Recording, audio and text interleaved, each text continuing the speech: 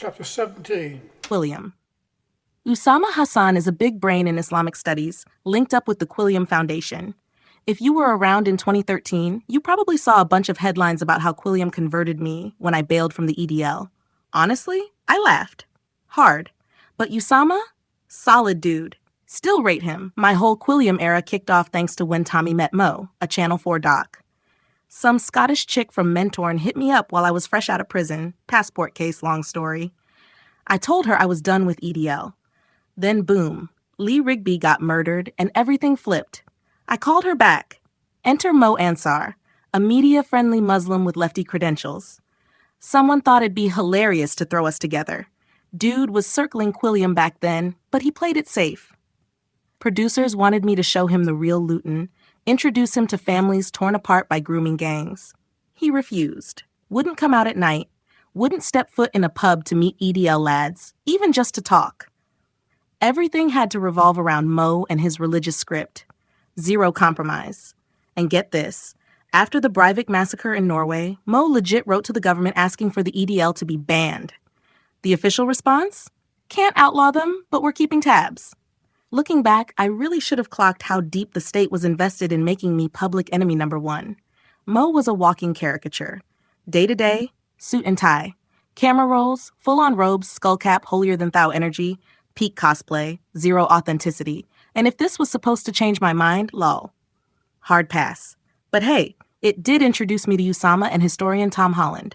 Usama had my back when I clashed with Mohammed Shafiq of the Ramadan Foundation over some uncomfortable truths in the Quran. Shafiq denied everything. Usama kept it real. Later, he shook my hand and told me to keep doing what I was doing. Said I had more support in the Muslim community than I realized. Just don't go after the Prophet. Usama was all about challenging the ultra-conservative Wahhabi Salafi crew. For that, 4 London imams literally put out a death order on him. That's when I really started digging into Quilliam.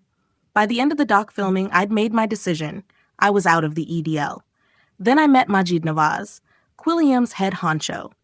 Dude was running as a Lib Dem MP, but even he didn't want to be seen sitting with me.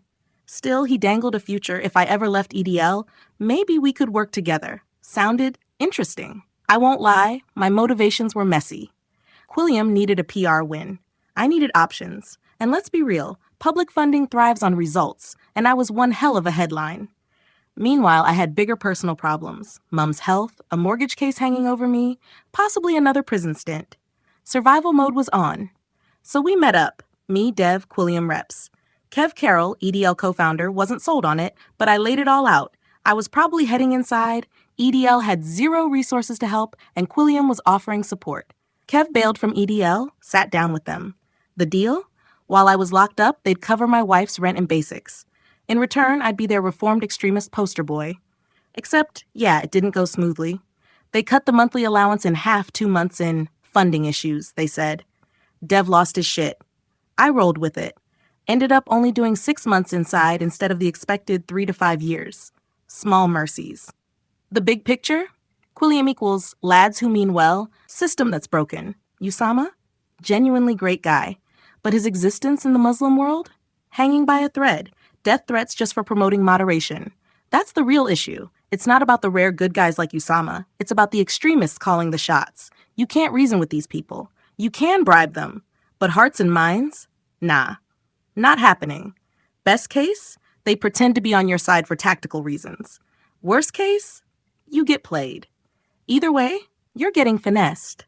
Politicians eat up the illusion that Islam in the UK is mostly moderate. It's just a few bad apples. Except, nah. Usama once broke it down for us. Most people assume it's 90% moderates, 10% extremists. But in reality, more like 90% low-key backing a Sharia state, 10% wanting a secular UK. That's a problem. A huge one.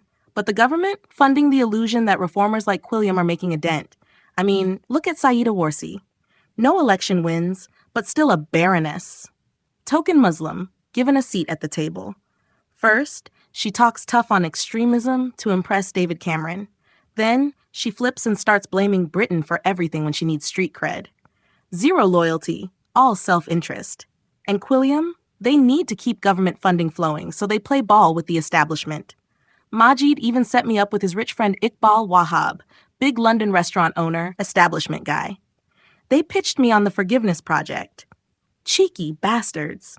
I told them I wasn't the one needing forgiveness. The Twitter drama and the final straw. Quilliam kept trying to get me to drop connections with Pamela Geller and Robert Spencer. Why? Because those two are big names in the US and their bluntness makes Quilliam look soft. Then came the real agenda. They wanted me to tone down my Twitter. But when I asked for specific tweets that were problematic, they had nothing. Just vibes. They needed me to be their reformed Tommy Robinson, but they also needed me to shut up about inconvenient truths. By the time I got off license, I knew I wasn't staying with them. The more I saw, the clearer it became. Quilliam wasn't moving the needle. They were just appeasing the system. Final thoughts? I don't regret working with Quilliam. I had to survive. And some of them, like Usama, genuinely want change. But real talk? They have no influence where it actually matters. Reformist Muslims don't get converts. Radicals do. And Britain? Still in denial. Still spending cash trying to rehabilitate ISIS returnees instead of protecting its own people. Every day, I see the gap widening. The street reality versus the politician fantasy. Maybe one day, people will wake up. But by then, it might just be too late. So, Quilliam might have started with good intentions, but let's be real. It has almost zero influence in the Muslim community. And honestly, that's because of the people running it. Take Majid Nawaz, for example.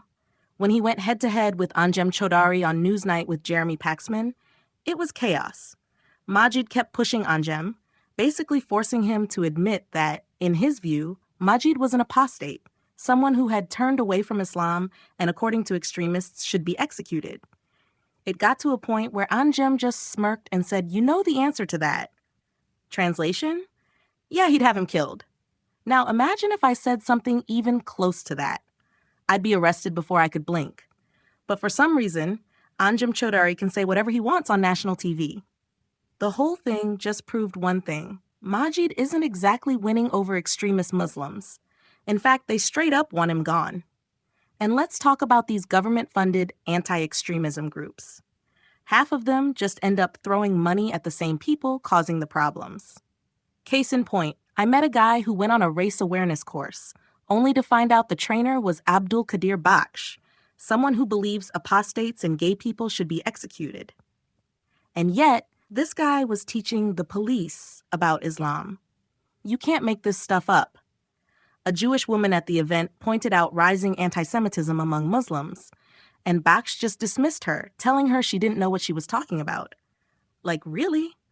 This is the same pattern over and over. In 2012, Luton's politicians thought it'd be a great idea to open a Discover Islam Center. The guy running it, Yusuf Bonner, was a hardcore Islamist convert, his sixth religion, by the way. He literally described Christianity as a suicide belt of wrongful belief that needed to be deactivated. And yet, the local council thought he was the right guy to lead this initiative. Spoiler, he resigned before the place even opened because I exposed him. But guess what? The center is still there, still pushing its agenda. The government is funding this nonsense. Haris Farik, another guy from Quilliam, once went to a government task force meeting and came back saying 70% of the people there were exactly the extremists they were supposed to be tackling. Even Baroness Warsi's so-called Modern Islam Task Force was packed with Salafists who only cared about pushing their own agenda. Haras saw the mess and walked away. So what's the future of Quilliam? Honestly, I don't see it lasting. They'll keep running until whoever's funding them realizes they're pouring money into a black hole. Majid Nawaz once told me he had some kind of 4-year plan and wanted me involved. But let's be honest, Quilliam's biggest win was claiming credit for me leaving the EDL. They wanted me as a poster boy, and for a while, it worked. But I don't do fake. And just because I left the EDL doesn't mean my problems magically disappeared. I still had extremists who wanted me dead. On top of that, in early 2014, the police hit me with a mortgage fraud case, and when that didn't stick, they threatened to go after my wife. She had been on bail since 2010 for something she knew nothing about. She broke down in tears when she found out. Then, out of nowhere, the police showed up at 3 a.m., making a scene over an al-Shabaab death threat. The pressure was on from every angle.